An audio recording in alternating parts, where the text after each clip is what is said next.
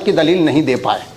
اب دیکھیے، مجھے تو صرف یہ دیکھنا تھا کہ یہ دلیل دے پائیں گے یا نہیں دے پائیں گے، لیکن نہیں دے پائے۔ الحمدللہ رب العالمین، قرآن عظیم میں اللہ نے ارشاد فرمایا وَفَوْقَ كُلِّ ذِي عِلْمٍ عَلِيمٍ، ہر علم والے کے اوپر ایک علم والا ہے، اور یہ سلسلہ اللہ تبارک و تعالیٰ تک پہنچتا ہے۔ اگر کوئی یہ کہ میں بہت بڑا عالم ہوں تو پھر اس کا مطلب یہ ہے کہ اس کو غرور ہے، کیونکہ سب سے بڑا عالم اللہ تبارک و تعالیٰ ہے قرآن کے مطابق، وَفَوْقَ كُلِّ ذِي عِلْمٍ عَلِيمٍ۔ تو اللہ تبارک و تعالیٰ نے جتنا مجھے علم دیا ہے، اگر یہ کوئی یوں کہے کہ صاحب میں بہت بڑا عالم ہوں تو یہ اس کا دعویٰ جھوٹا ہے۔ اگر عربی جانتا ہوگا تو سنسکرت نہیں جانتا ہوگا، سنسکرت جانتا ہوگا تو فارسی نہیں جانتا ہوگا، یہ ہر علوم اس کے پاس نہیں ہوتے، کسی نہ کسی علم میں جاہل ہوتا ہے، سب علموں میں وہ ماہر نہیں ہوتا ہے۔ تو الحمدللہ مفتی صاحب تو جواب نہیں دے پائے، اور یہ میرے پاس 2 سندیں ہیں۔ کتنی سندیں بھیا؟ ذرا ادھر فیکس کرو، کتنی سندیں ہیں؟ 2 سندیں۔ ہاں ایک منٹ، ابھی بات پوری ہونے دے، بات میں خود دکھاؤں گا۔ یہ جو سند ہے یہ سرکاری یونیورسٹی کی ہے، نئی دلی سے، سرکاری یونیورسٹی کی نئی دلی سے ہے۔ یہ مجھے، جب میں سرکاری سند کا متحمل ہوں تو مجھے اب فریق مخالف سے سرکاری یونیورسٹی کی ہی سند چاہیے، نہ کہ پرائیویٹ کسی مدرسے کی۔ دوسری بات یہ ہے کہ یہ جہاں سے میں نے حفظ کیا ہے، الحمدللہ میں حافظ ہوں، یہ اس مدرسے کی سند ہے اہل سنت کی۔ میرے پاس 2 سندیں ہیں، ایک حفظ کی ہے اور دوسری یہ عالم کی ہے سرکاری یونیورسٹی سے۔ تو مجھے فریق مخالف سے سرکاری اسکول کی، سرکاری مدرسے کی سند چاہیے۔ لو بھیا دکھا دو انہیں، میرا وقت ختم ہو گیا۔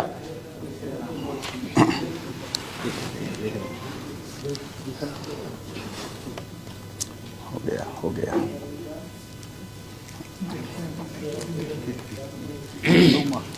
صحیح ہے۔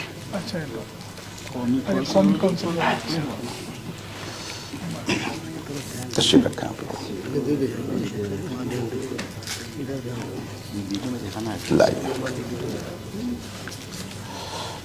بیٹھیں آپ لوگ۔ بسم اللہ الرحمن الرحیم۔ رفیقان محترم،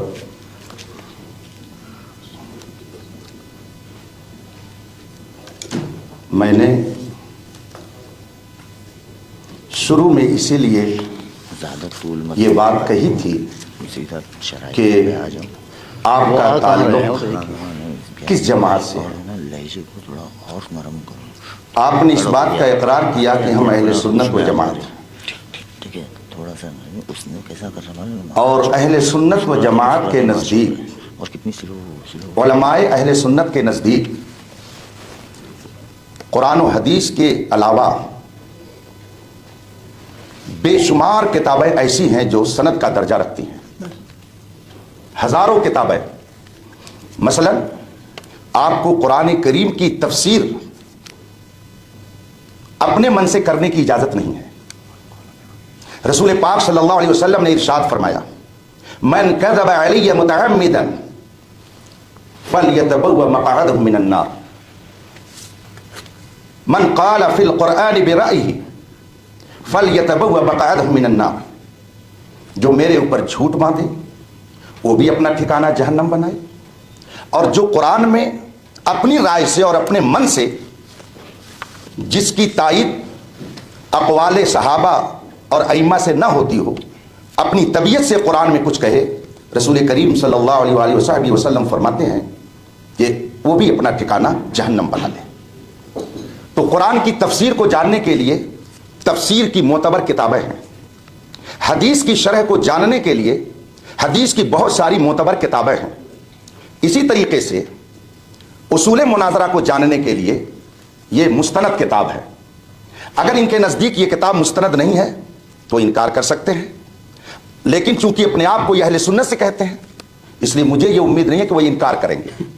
ہمارے نزدیک جس طرح سے قرآن اور حدیث دلیل ہے، اسی طریقے سے معتبر علماء کی کتابیں اور ان کے ارشادات بھی دلیل ہیں، اور انہوں نے بے دلیل وہ باتیں نہیں کہی ہیں۔ آپ کہہ رہے ہیں کہ انہوں نے قرآن سے کوئی ثبوت نہیں دیا، جبکہ میں نے قرآن کی آیت پڑھی وَإِذَا خَاطَبَهُمُ الْجَاهِلُونَ قَالُوا سَلَامًا، قرآن خود کہتا ہے جاہلوں سے مباحثہ مت کرو، عالموں سے کرو، یہ قرآن کا حکم ہے۔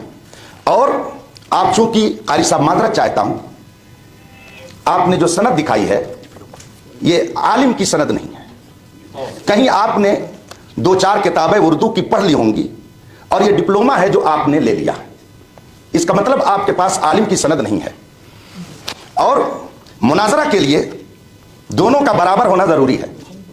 आपको मैं इबारत पढ़ के सुना देता हूं, कसम खा के कहता हूं कारी साहब, आप ये इबारत अरबी की नहीं पढ़ सकते हैं, खुदा की कसम नहीं पढ़ सकते हैं। अगर पढ़ सकते हैं तो इबारत यह है, आप इसको पढ़ करके इसका तर्जमा बताइए, और नहीं तो फिर मैं अभी उसका मतलब बताता हूं। आपने जो सनद पेश की है ये उर्दू पढ़ने वालों की जो डिप्लोमा करते लोग घर पे बैठ करके, ये आलिम की सनद नहीं है।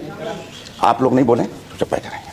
ये किताब उनको दे दीजिए, अगर वो पढ़ करके इसका मतलब बता देते हैं तो फिर मैं ये तीसरी बार उनके सामने पढ़ रहा हूं। तुम बैठो। आप लोग देखिए हालात और समझिए।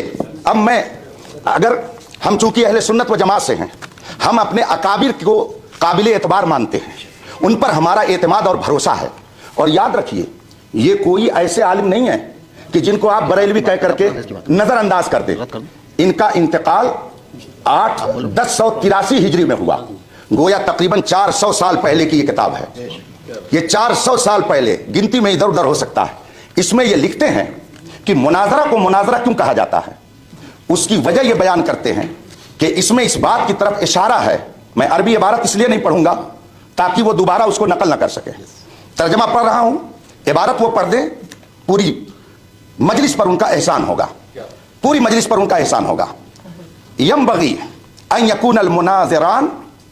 अब आगे मैंने इसलिए इतनी पढ़ दी कि आप लोगों को यहीं से पढ़ करके वो सुनाएंगे, जिसमें लिखा हुआ है दोनों मुनाजिर के लिए ये होना चाहिए कि वो हम पल्ला हों, उनमें से कोई बहुत बुलंद ना हो और कोई बहुत नीचा ना हो, वरना गुफ्तगू नहीं होगी बल्कि आपस में झगड़ा हो सकता है।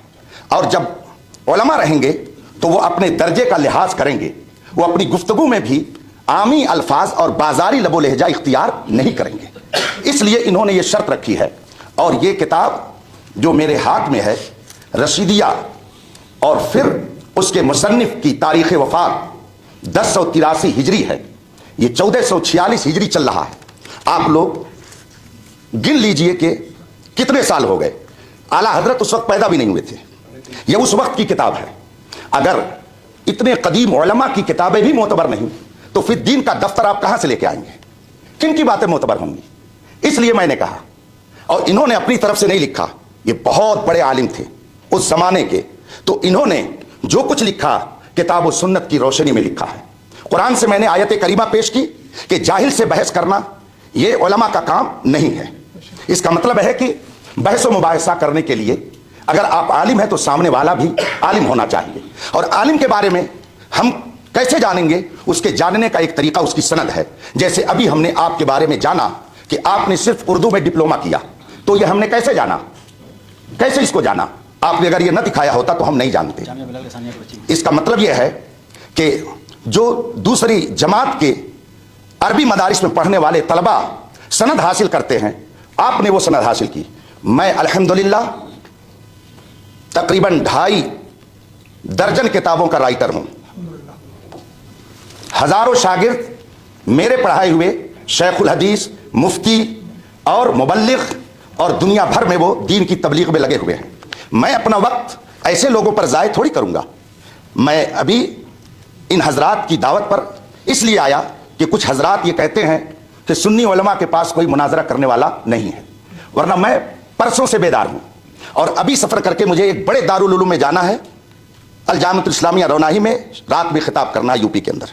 तो मैं आपका भी वक्त कीमती समझता हूं, अपना भी। इन्होंने ये सनद पेश की, ये आलिम दीन नहीं है, और जब आलिम दीन नहीं है तो अरबी किताब क्या पढ़ेंगे। मुनाजरा के लिए उसूल मुनाजरा का होना ज़रूरी है, ये हमने नहीं तय किया है, ये खुद आपने हमको लिख करके दिया है। तो जो 8 शर्तें आपकी हैं, आप इन शर्तों के बारे में बताइए, इनमें से किसी एक शर्त के बारे में बताइए कि ये कुरान में है या हदीस में है। अगर नहीं है तो आपने ये 8 शर्तें लिख करके हमारे पास भेज करके वो या कुरान की भी मुखालफत की और हदीस की भी मुखालफत की, और फिर आपने ये सनद पेश की। आपने मुझसे कहा जब हुजूर के ज़माने में सनद नहीं थी तो मांगते क्यों हैं, तो आपने एक यूनिवर्सिटी से जाके क्यों मांगा? आपने भी तो रसूल पाक के اقوال کی مخالفت کی.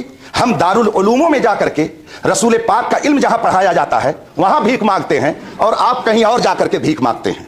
فرق یہ ہے علم میں, ہم علم مصطفیٰ حاصل کرتے ہیں دارالعلوموں میں جہاں پہ واقعی رسول پاک کا علم پڑھایا جاتا ہے, اور آپ جا کر کے یونیورسٹی سے صرف سند لیتے ہیں.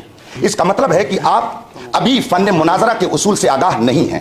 اگر ہیں تو ان 8 شرطوں کے بارے میں بتائیے. یہ قرآن اور حدیث میں شرطیں کہاں مذکور ہیں جس کو آپ نے ہمارے پاس ارسال فرمایا ہے. میں اپنی گفتگو کو ختم کرتا ہوں, اور یہ کتاب پھر میں بھیجواتا ہوں, ان سے کہیے عبارت پڑھ کر کے بتائے یہ شرط ہے کہ نہیں.